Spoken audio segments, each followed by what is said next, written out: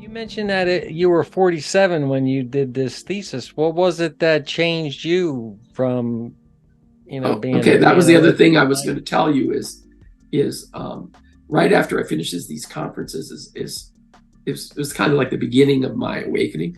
And so I went to the Monroe Institute 3 times, Robert Monroe, Journeys Out of the Body book. And he has this lab where you can go to and take 1 week long courses, right? And he uses hemisync technology, sound Ah, waves here to we go. states of consciousness. So you Yep. can use sound to do this, to produce states of consciousness. Yeah.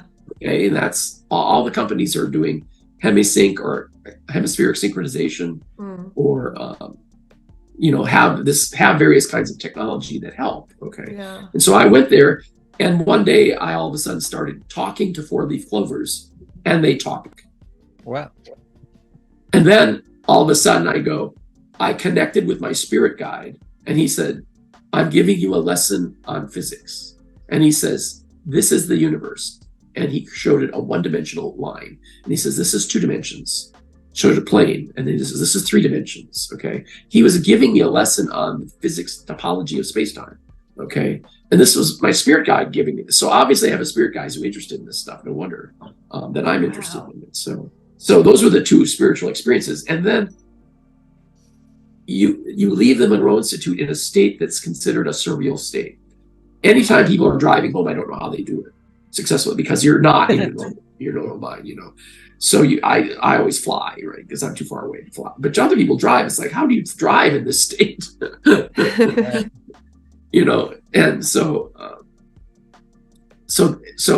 I've had mystical experiences at the Monroe Institute, and I have not been back for a while just because of my schedule, but I'm going to start going back again. I've got other Yeah. classes I want to take there. So those people are the people who are the leaders. They've been since the 60s and 70s. They've been leading in this area. So they help people tap into their spiritual experience. So the other thing I've had is I've met a person one time, and I particularly, all of a sudden, we were reading each other's mind. This was the first time I met this lady. It turns out she was my neighbor, like I said, 4 blocks from my house in Wow. Plano. Wow. And so we hit it off because we were telepathic with each other. And Yeah. oh, by the way, I know a ton of telepathic people. I will say I've had this exact same experience with 2 people, and it's incredible. And it's not like you're reading each other's mind. You just know what you're going to say. You know what they're going to say. Is that the same for you? Yeah, exactly. In fact, most people are telepathic Mm. automatically, Right. because if you weren't, you wouldn't learn language in the first place. I believe a baby infant is telepathic first, and then puts labels on it from a language perspective on top of it. Yeah. They know what the meaning is, even though they don't have the word for it. Mm. Which is why robots will never be truly intelligent, because they're not telepathic. That's right. Yeah. Okay, so